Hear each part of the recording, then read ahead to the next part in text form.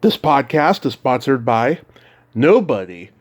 Hey dudes, welcome to Splat from the Past, daily 80s themed horror and sci-fi show where things can get totally radical. Now today I will be welcoming Skip Griparis. Skip has had an interesting career. He started out in a band called Trilogy, which then later he was in the New Colony 6. Then he was Olivia Newton-John's touring musician. Then he started performing in the comedy clubs, doing impressions and singing lots of iconic songs with his acoustic guitar. Then he ended up playing Monty Colorman, the baseball announcer, alongside Bob Uecker in the Major League movies. And we're going to be talking today about all of that stuff. I cannot wait. I'm so glad I finally got somebody from the Major League movies. I love those movies. Dennis Haysbert, grew up with my parents, and it holds a special place in my heart. So it's going to be a great conversation today. Skip has a show called The Heroes of Rock where he sings iconic songs in comedic form and does all of his impressions and stuff. So I can't wait for this conversation. And everybody is up in arms about the whole Chris Rock and Will Smith thing. You know what? Chris Rock is a fucking comedian, and Will Smith was out of line, so take your pick, choose whatever side you want. But I'm on Chris Rock's side as a fellow comic, and there I said it. I addressed it, and that's it. So let's kick off the last week of March Madness with Skip Griparis.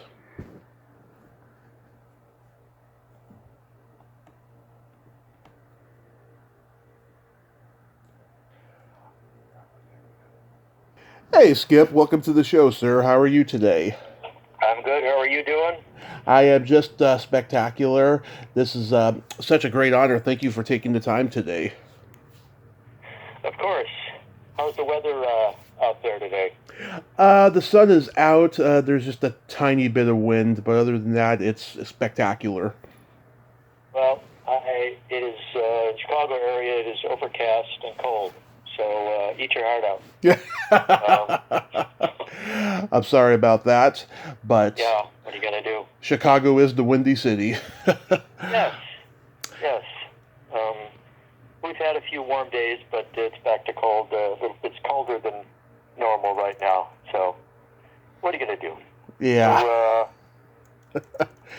So going back in time, what age did you start gravitating towards music? Well, my mom started teaching me piano lessons when I was 5. Mm-hmm. My mom played classical piano around the house. She was very good. Her brother played violin and saxophone and had a music store for 50 years. Wow. So, and then as it turns out, I didn't know this till I was in my late 20s, but my dad had sung with some big bands in the early 40s, most notably the Ina Ray Hutton Band. But, so I have a lot of it in my genes, I guess. Yeah. And it's ingrained in you. Yep. Yeah. What's that? I was just saying, yeah, so, yeah, it's ingrained in you. You came from a musical family. Right, yeah, and I went from piano to saxophone, and then to guitar. In 1963, I went to guitar. In 64, started my first band, the Aristocats, which Disney later stole from us for his cartoon. I don't know if you're old enough to be familiar with that. But, oh, yeah. And I'm not bitter. Not at all. So I went band to band to band to band, and some pretty good ones, and then recorded my first album in 1970 on the Mercury Records label in Chicago. Right. A band called Trilogy. Really good album. If they had promoted it well, who knows how far we would have gone. But right. They didn't. The band broke up, and I moved on to Chicago's New Colony 6, who had already had some hit records. And until their demise at the end of 74, March of 75, I get a call from Bernie Pershey, who's the fine drummer that played on the Trilogy album. Want to know if I wanted to join a touring band. Not really, Bernie. I'm burned out on that. And he said, it's for Olivia Newton-John. Wow. And I'm not sure what I said next or if it made any sense at all, but I accepted. And less than a week later, I was on stage performing with Olivia in Little Rock, Arkansas. Wow. Well, by the way, Sweet Sweet Connie was making the road crew very happy. Oh, yeah? Yes. I always thought Grand Funk Railroad made that up, but nope. Yeah. Oh, no. I actually know, and I've interviewed one of her closest friends in the business who was also a groupie. Yeah. So she is real. Yes, she was real. I didn't see her myself. I didn't need that night. I was high enough just on doing my first gig with Olivia. So, but I did that for 4 years. And then she said, we did a world tour, and the last show was at the Metropolitan Opera House. And I think it was early December of '78. And she said, don't wait around for me. I'm not going to tour for a while. And as it turns out, she didn't tour again for 4 years. And in the meantime, I went back to school, got a degree in speech and theater, and started adding comedy to my music show. Right.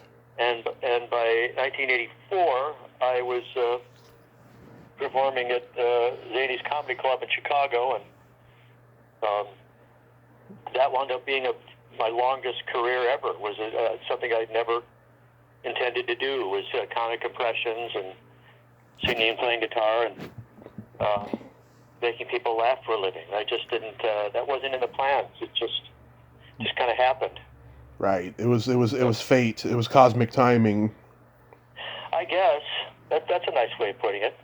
Yeah.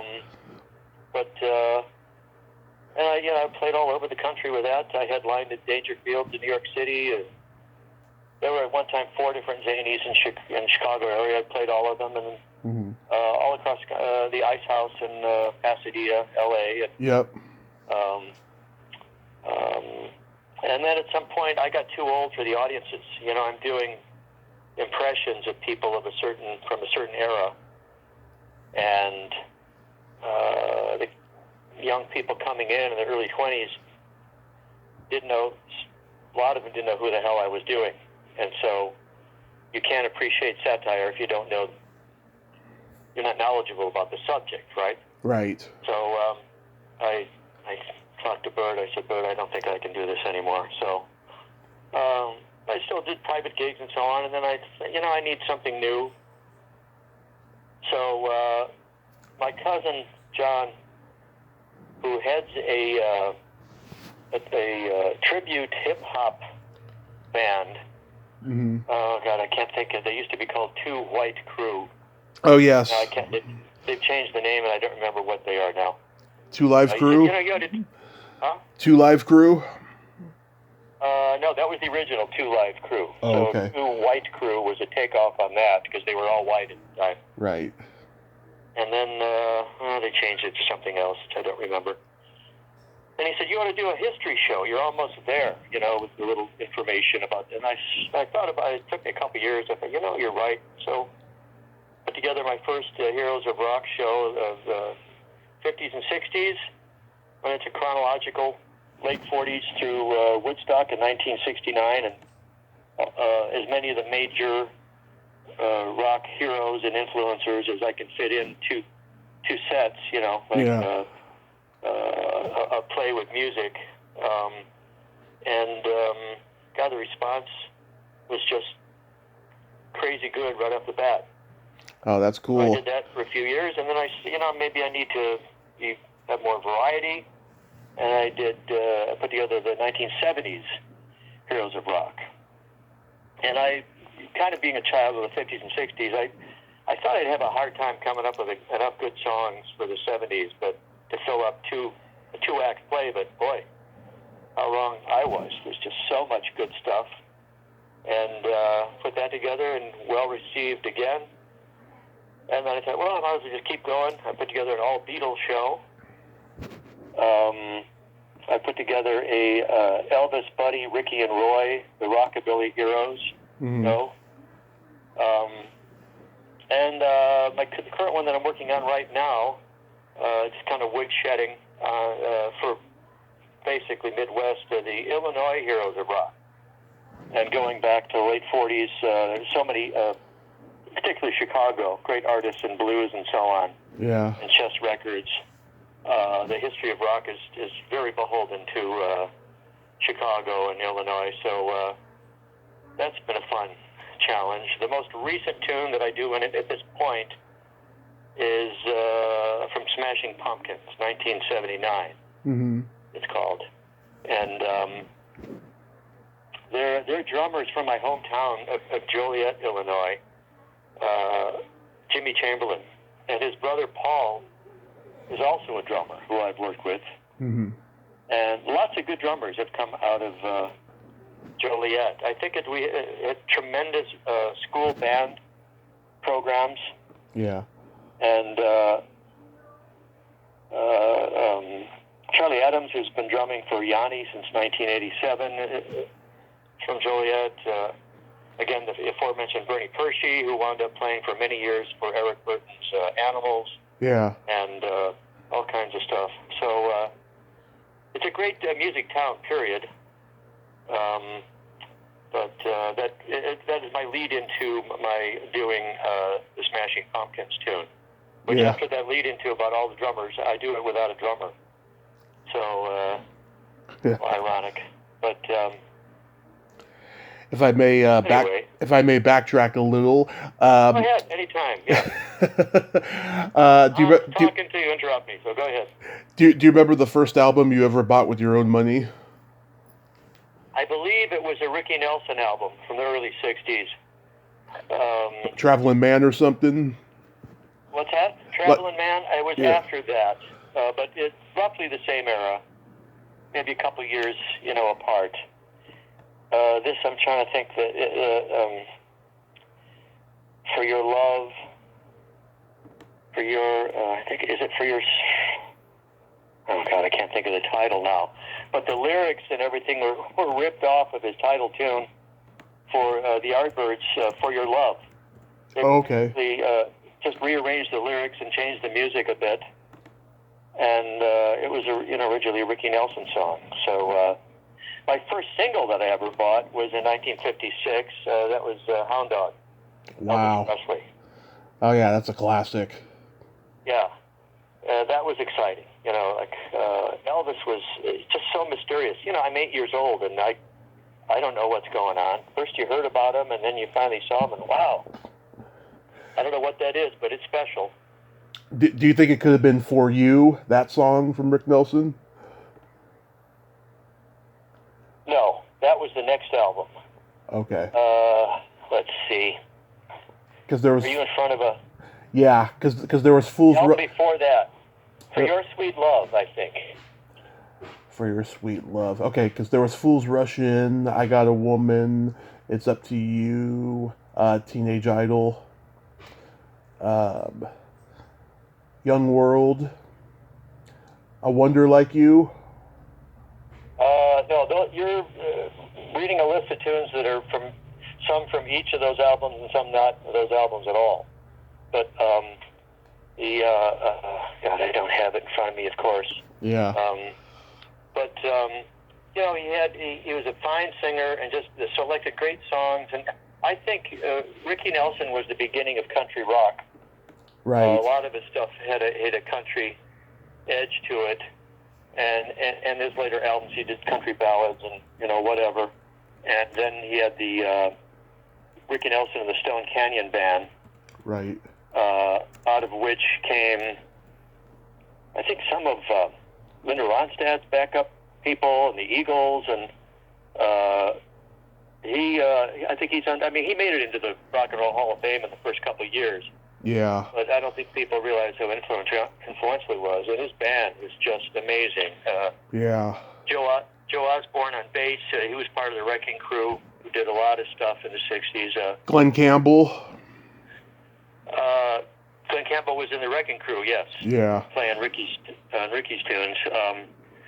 the guitar player, James Burton, one of the finest guitar players of all time, with his Telecaster and his finger picks, just played some of the most iconic solos in rock history, particularly with Ricky Nelson. He later played with Elvis, but I don't think he did his best work with Elvis.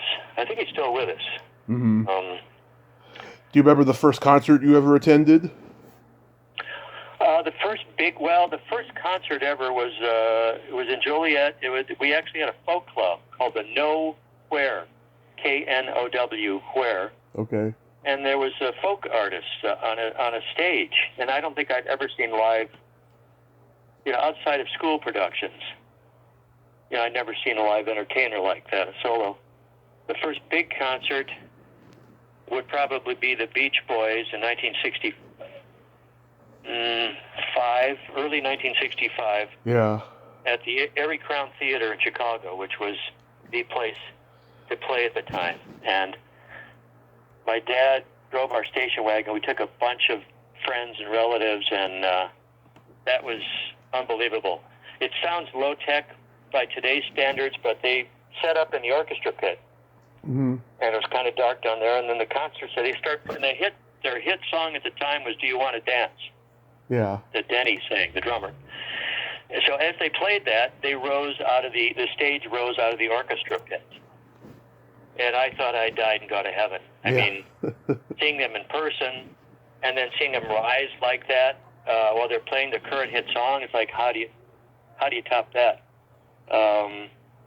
And then I saw the Beatles twice. Then I saw them later that year, and then the following year in the Chicago area.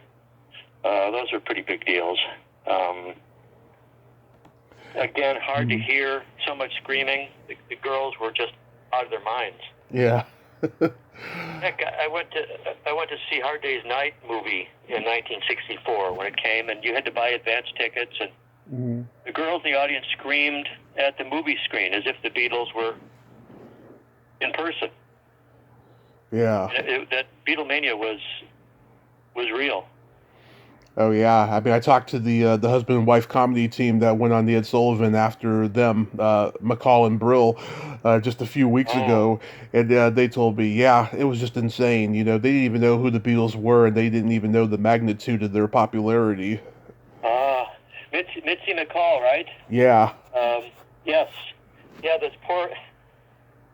I pity anybody that had to follow the Beatles that show. Yeah. It was kind of like having to follow Will Smith slapping Chris Rock. Yeah. How do you follow that? It was so devastating, only in a terrible way. But the Beatles were a phenomenon. It was,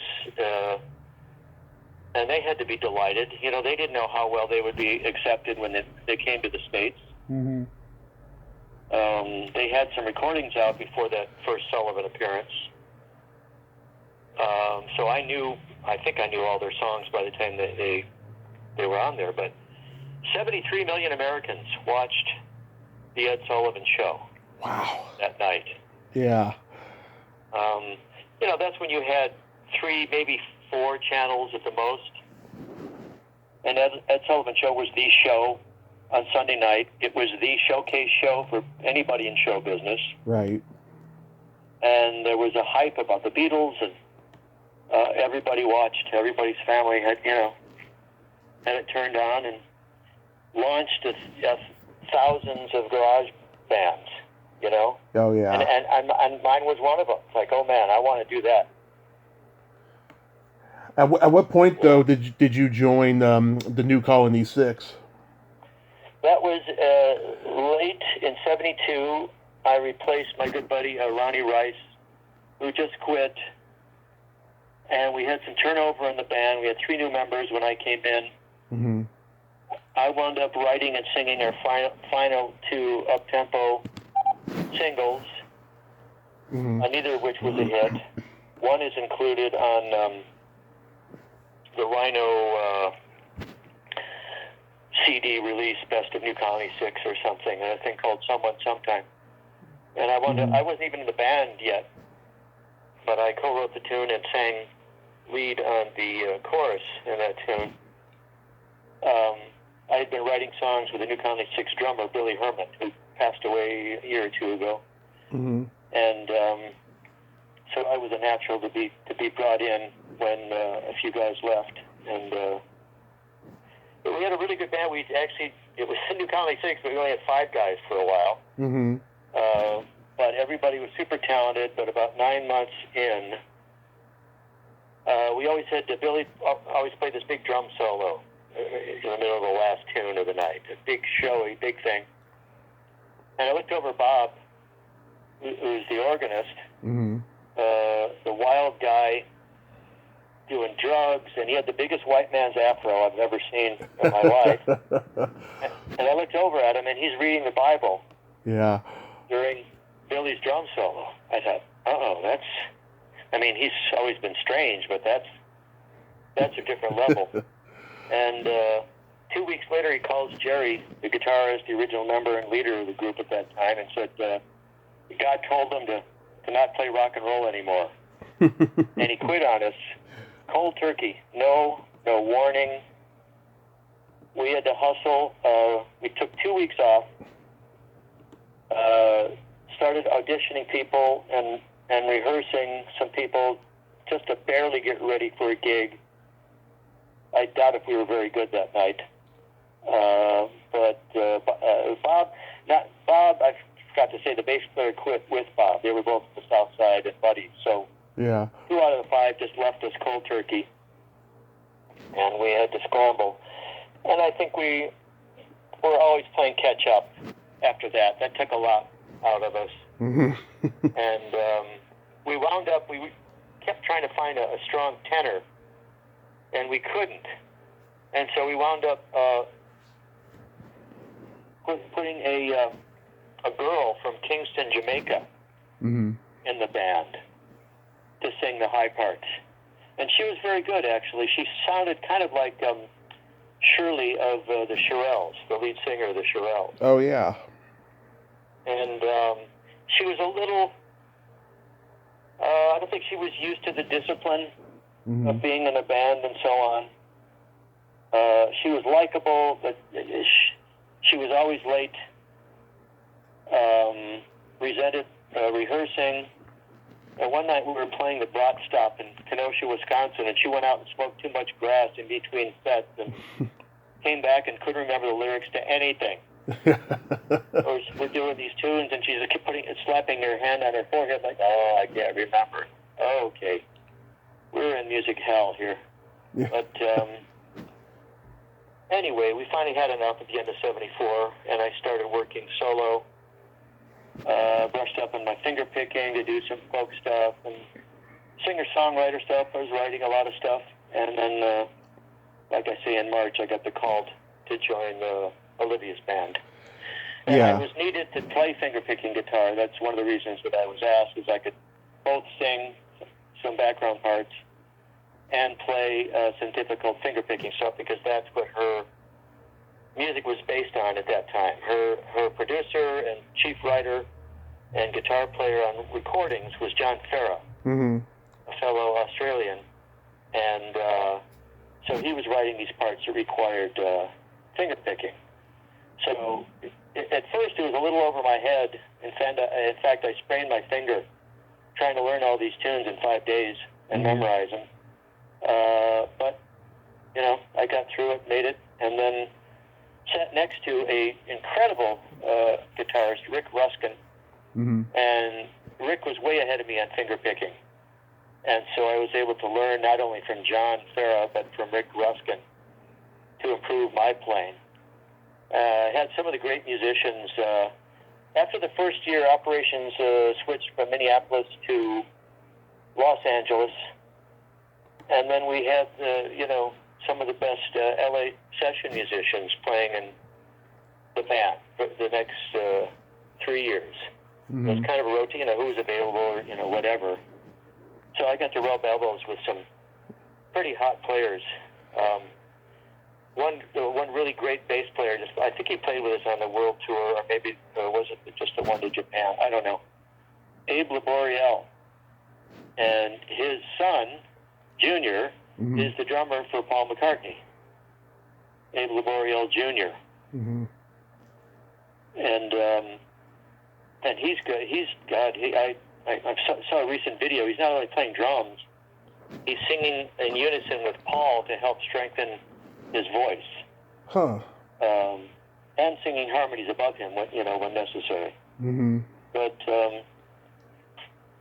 Abe was he looked black, but he was born and raised in Mexico, so he had a very thick Mexican accent. Just a tremendous bass player, jazz in particular. God, so many greats went through that band. And I see their names later on this and that, and it was an honor to perform, with those guys and hold my end up. When you were touring with Olivia Newton-John, was that during the time she was in Greece? The last year, 78. She before the movie came out,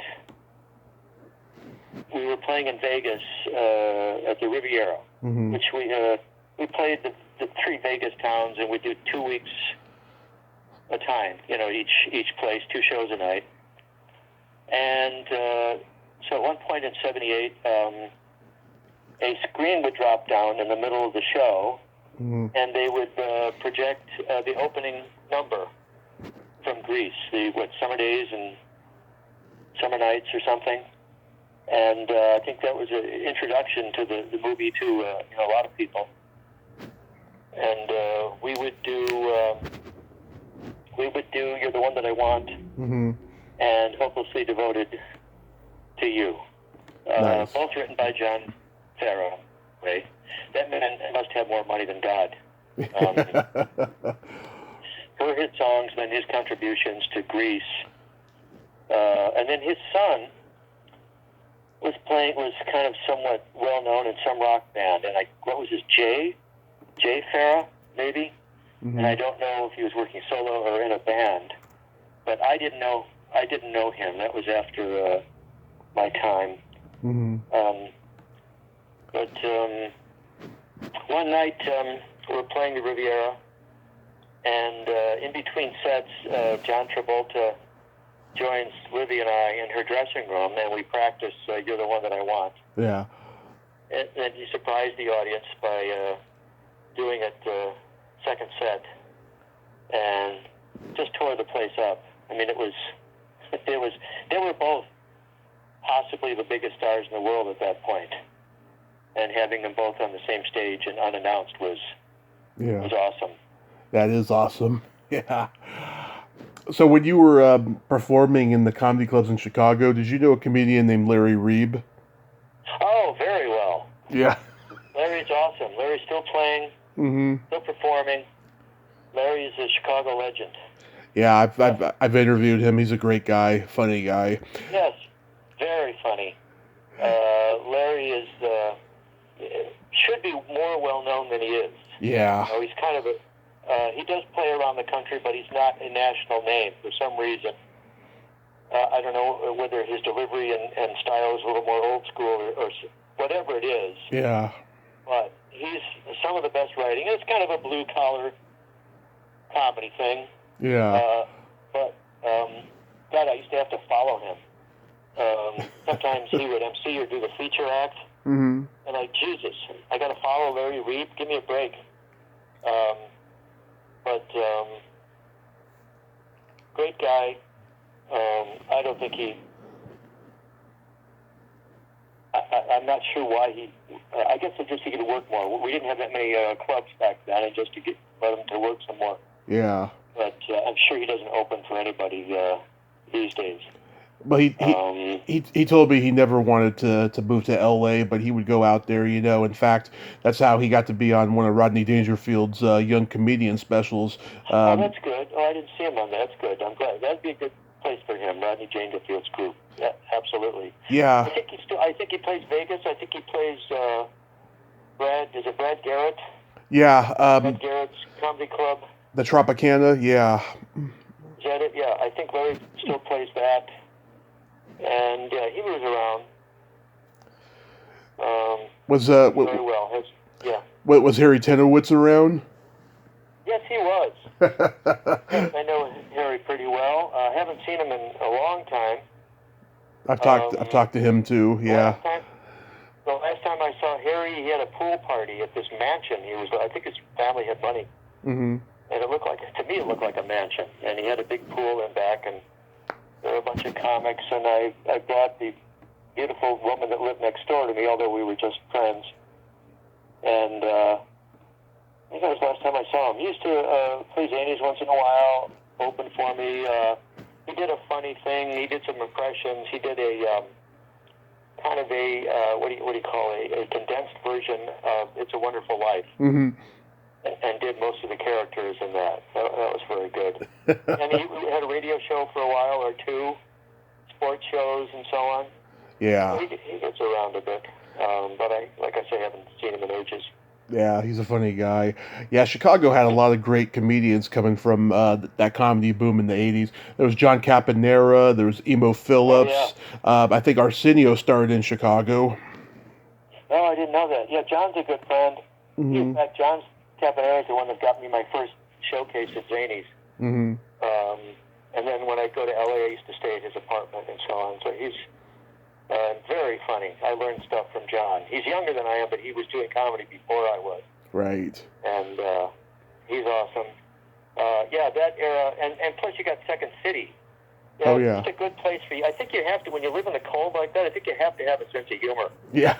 You got to think fast, talk fast, and have a sense of humor to survive.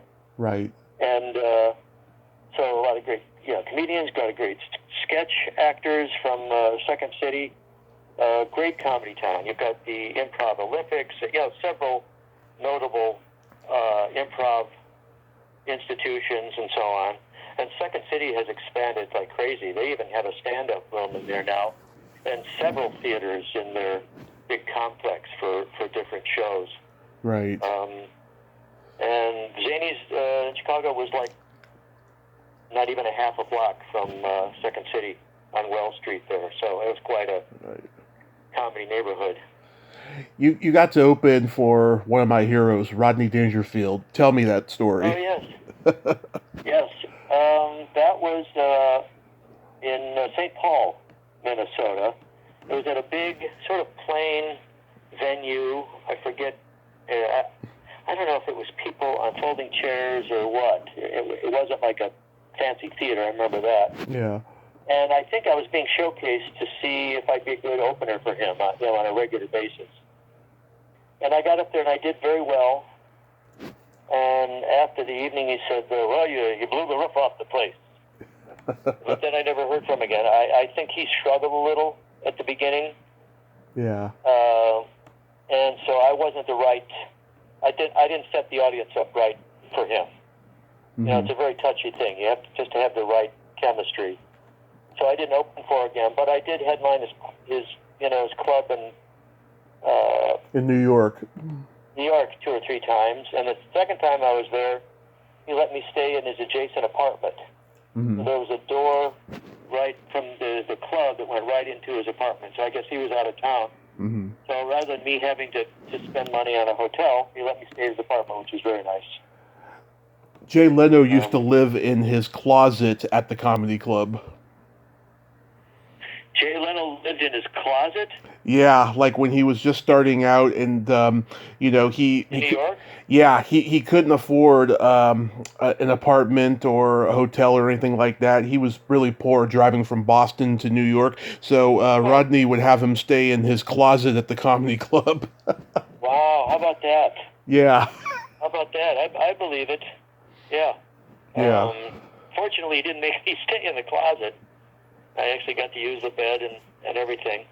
Yeah, well, it was a different time. This was like the early 70s that happened.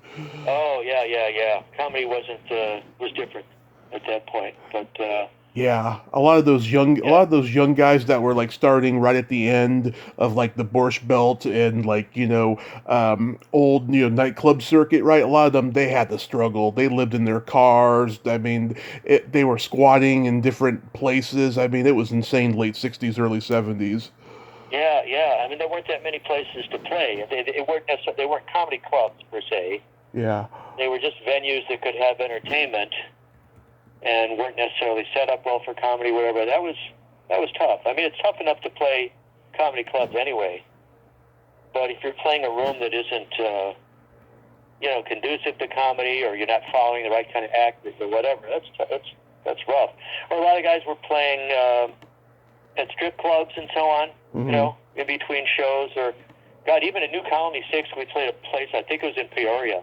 Yeah. Where it was like a two-store side by side, and we were playing in one, and you walk through the open door right there, and there's a strip club right there. So, fun times. Yeah. So how do you get casted Major League? They filmed the first one in Milwaukee at Old Brewers Stadium, which no longer exists.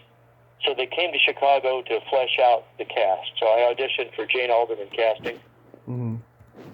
And most of my audition was actually for a baseball player on an opposing team. Huh. Who was at bat. And I think he was being heckled by the catcher or something. And so then and I had to bring a ball and glove and prove I could play ball, which I could. And then on the way out, why don't you read for Colorman? And they gave me. I just had one line. And do you want me to censor something for your show here? Oh no, swear all you want. Okay, the line was that I auditioned was you can't say fucking on the air. And I did kind of a take, and they laughed, and nothing. 2 weeks later, I get a call from my agent that I was cast as Monty. I'm guessing some of that was because of my reputation as a, somewhat well-known comedian in Chicago, because they certainly didn't audition me a whole lot for that. But anyway, Bob wanted the line cleaned up. So by the time we filmed the movie, he said, is that all we got? One hit? One goddamn hit? And then I said, you can't say goddamn on the air. And if you watch it on television, where they censored even more, I think it just comes out, you can't say damn on the air. Right. But that's how I got it. And the first movie was A Joy. Mm-hmm. It was June in Milwaukee. Right. Beautiful. There's somewhat stars, in the show, but not as big as they were to become. And nobody knew that this was going to be a hit. And, the script certainly looked funny. I thought it was funny. Yeah. But you never know how it's going to be received. Yeah. You told me then that over 30 years later, people would still be watching it, on cable and whatever. And my going to conventions and selling pictures and signed photos and taking pictures with people and, along with other cast members, that you're crazy. That's insane, and yet that's what's happened. So I did a convention was it November? Oh yeah, ChillerCon, right? What's that? It was ChillerCon. Yes, it was. Yeah. Yeah. In Parsippany, New Jersey. Right. With Tom Berenger, Corbin Burnson, and Chelsea Ross. Right. And Chelsea lives in the Chicago area. I think he may have been from Texas originally. Yeah. And he's still got a little bit of that Texas drawl when he wants it for a lot of his radio voiceovers and stuff. But that was super fun. Met a lot of great people and made some new friends, and hope to be going back there next year. Yeah, I saw I saw the advertisement for it when it first happened, and they got another one coming up in about a month. Yes, it's a different one. It's what is it? I don't know. It's not exactly the same thing that I did. It's similar.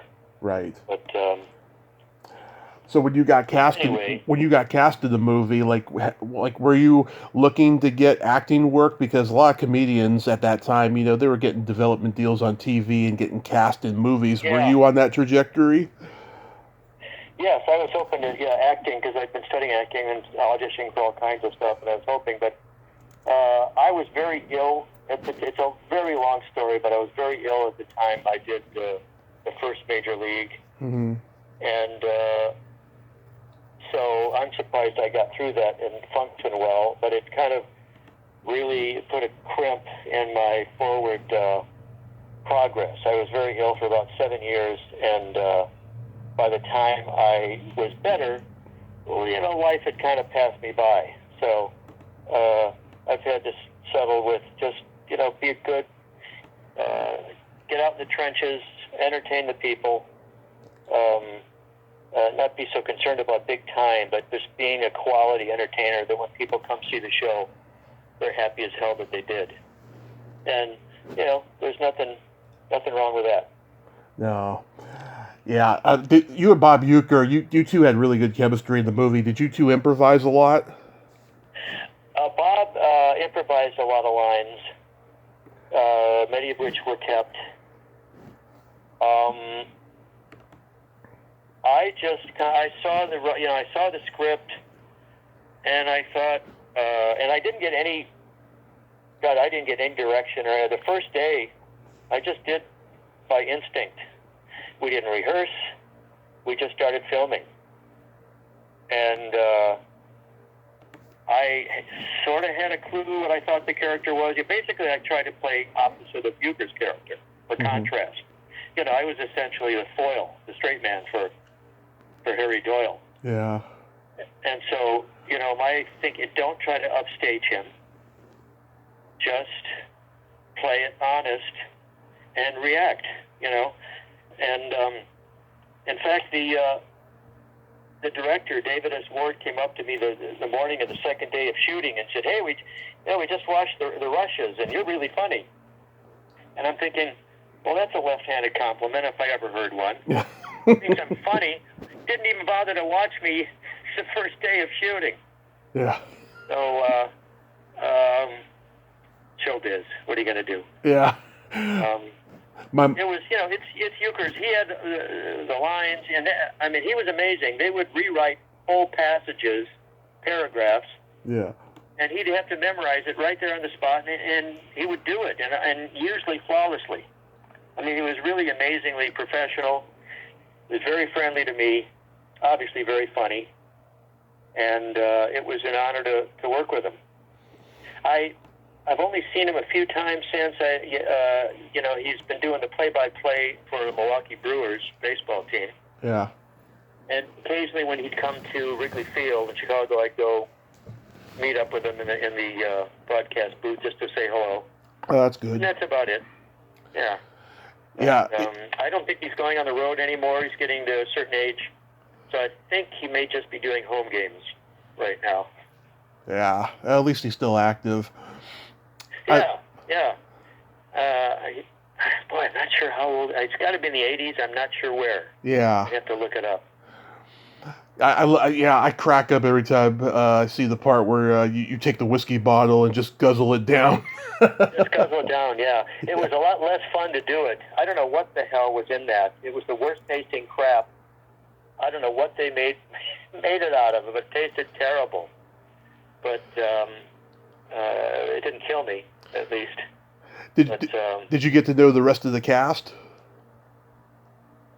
Did I what? Did you get to know the rest of the cast? Know the rest of the cast. Not really. The only person that I talked to, because we filmed all our segments on a weekend, and most of the rest of the production was shut down. Okay. So nobody else was really around. The only guy, Tom Berenger, I talked to one night in the hotel lounge. And he was very nice. He was a little concerned. He didn't think it was going very well. I don't think he was getting along with the director very well at that point. Huh. I think it was first time directing for David S. Ward. It wasn't his first movie script, but I think first time directing. And, they eventually worked it out. And once it was such a big hit, Tom was right back for the next one. So, he got over it. But, no, I didn't really, not until, I didn't meet Corbin Burnson until this last year at the Chiller Con. At the expo, yeah. And Chelsea I'd run into once in a while at an audition, although we weren't close or anything. I got to know him very well this time. What a sweet guy, very nice guy. And yeah, as I told you on Facebook, yeah, my mom grew up with Dennis Haysbert, who plays Pedro Serrano, and oh, that's great. I got to meet him a few days after filming the first one. He went to my mom's high school reunion picnic. He was walking really funny because he was so sore, from all those months of doing the movie. Oh, really? Yeah. Oh, interesting. Yeah. He had me fooled. I thought he was genuine Hispanic. Really? Yeah, because, I had known Abe Laboriel, who looked black but spoke with a Spanish accent, so I figured I'd never seen Dennis in anything else. Mm. So he did a hell of a job in his role. He was very funny. I mean, really everybody. It was so well cast. Yeah. Wesley Snipes didn't have such a bad career after that, although he wouldn't come back for number 2. Yeah. He was. Yeah, and he was above that by then, yeah. Yeah, and I had just heard, too, Charlie Sheen was supposed to play Woody Harrelson's role in White Men Can't Jump, and so it's quite possible he was probably mad at him for that, but, that's just my opinion. Really? Okay. Yeah. Huh, interesting. Yeah. Well, Charlie, I think, was obviously athletic, at least back then. Yeah. So, that's believable. Yeah, and when the movie came out on VHS, my mom bought it at a retail store firsthand, and watching it in our house became like an event because somebody she had grown up with was in a huge movie, and by that point Dennis had been on episodic television. He had been on Quincy and Laverne Shirley and Growing Pains and all these different shows, and here he is. Did he play the president on 24?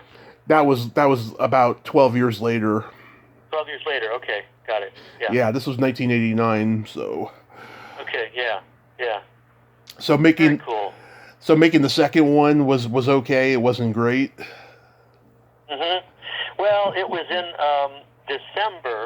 November in Baltimore, and it was 40 degrees out and raining. I could see my breath as we were talking. I'm thinking, how the hell is this going to work? And I couldn't see when I watched the movie, I couldn't see the breath. I don't know how that happened. And the director was sick and ornery. He had a bad flu. Mm-hmm. In fact, half of it, he had to direct us through walkie-talkie and an assistant from a remote studio. He couldn't be outside anymore. He was too sick and it was too cold. Mm-hmm. In fact, there's the one scene where Bob's character, Harry, passes out drunk, and he says, "Take it, you take it, Monty," or something. And I looked over at Bob, and he's just wearing a tank top. Yeah. You were supposed to look like it's summer, and it's just freezing, and his muscles on the side of his body were spasming from the cold. Wow. And but he was a trooper, he got through it. Yeah, we got to go see the second one at the drive-in, and there was some funny stuff in it, but we were overall disappointed. I mean, Omar Epps is a good actor, but Wesley Snipes should have been in that. Exactly. Yeah, that was and the sequels can never be as good, except for maybe Godfather 2. Yeah. I don't think sequels are ever as good, and plus, I don't think David S. Ward wrote the script. I think he sold the franchise. And somebody else wrote it, and he tried to sort of improve on it a little bit, but it's very hard to recoup. We pretty much told the story in the first one. Right. That's the story that needed to be told. It was David S. Ward's personal story growing up in Cleveland for decades without a championship, Right. And so. What are you going to do? Did they ask you to do the third one? No. In fact, Bob Uecker wasn't even going to do that one. Yeah. Again, that was produced by different people, written by different people, directed by different people. And he didn't want to do it, and they finally made him a financial offer he couldn't refuse. And by that time, I don't know who else he said it was awful. He said no one knew what they were doing. They didn't know anything about baseball. It didn't make any sense. He regretted doing it. Mm-hmm. He did it just for the money. So I looked out there that I wasn't, a part of it. If they ever do another Major League, that will be Major League 3. I'm not holding my breath. I suppose it's possible. I know David Ward has had a script for a while. Was shopping it around, and then Charlie Sheen had his meltdown, his cocaine meltdown and everything, and he was no longer bankable. Mm. So I would doubt that it would happen again. And we're all getting up there too. Yeah. So, yeah, the third one was atrocious. I couldn't believe it was made, quite frankly. Yeah, well, like I say, different production team, different writers. Different studio. Because, let's see, Paramount did the first one, and then Warner Brothers did 2 and 3. Yeah. So, Warner Brothers should have known better, but they didn't. Did you ever... At least I don't have... Mm-hmm. Yeah. Did you ever try to get cast in anything else? Did you audition for anything that became super iconic? No, no. The one thing I remember, I thought I did pretty well, but the project never came. They were going to do a TV series based on the movie Big with Tom Hanks. Oh. So I auditioned for the Tom Hanks role. Nice. And the agent thought I did pretty good with the audition, but that project never came to fruition. So the other big thing I guess I auditioned for was when they premiered Singing in the Rain on Broadway. Mm-hmm. A director came to Chicago, and I auditioned to play the Gene Kelly role. And I was not a dancer. I could sing great. I could do comedy. And that's an iconic dance role. Mm-hmm. So the guy, seemed pleased until he saw me dance, and then I think, I'm sure he wrote down, and he had a little pad and pen. I'm sure he wrote down "no fucking way" after he saw me dance. But I don't blame him. So I know that we've been in COVID, but do you have any plans of going back on the road with the Heroes of Rock? Yes, actually, I'm like I say, I think I mentioned this, but I'm working feverishly on the Illinois Heroes of Rock. Right. And so I'm just woodshedding and preparing that. It takes it's like a 2-hour show, almost a 2-hour show, and lots of learning, lots of memorizing, lots of writing, lots of rewriting. And at my age, it takes me a while. I can't just write it off quickly and do it. It's a process. So yeah, I'll be doing more of all the shows. Right now, some places that I work are still not functioning fully because of COVID. Right. So when it's time, I'll be there doing it. Awesome. So you don't have any dates that you'd like to plug or anything like that? Not right now. Not that are they're tentative, but not definite. So people can go to my website, skipgriparis.com, and there's a page on there with the shows and when and where I'm playing. So I welcome them to check out my website anyway. Just there's videos and background stuff and pictures and list of all the people I've performed with, and it's good stuff. So anyway, Tommy, I thank you for thinking of me. My pleasure, talking. Skip. My pleasure, Skip. This has been a lot of fun. Enjoy the great weather out there, and I'll do my best in this overcast, cold weather here. But anyway, have a great day, and we'll talk to you later. You too, and keep your chin up because the sun will come out. I promise you. All right, good deal. All right, Skip. Thanks, Tommy. You have a great day. Bye-bye. You too. Bye. Well, there you have it. Skip Griparis. Ain't he a cool dude? Nice guy, huh? Great stories. Very humble, too, you know? I mean, he survived, uh, uh, uh, what could have been a deadly sickness, but he persevered and he's still out there performing. That is just a miracle, and that is just so wonderful that he's been given that second chance.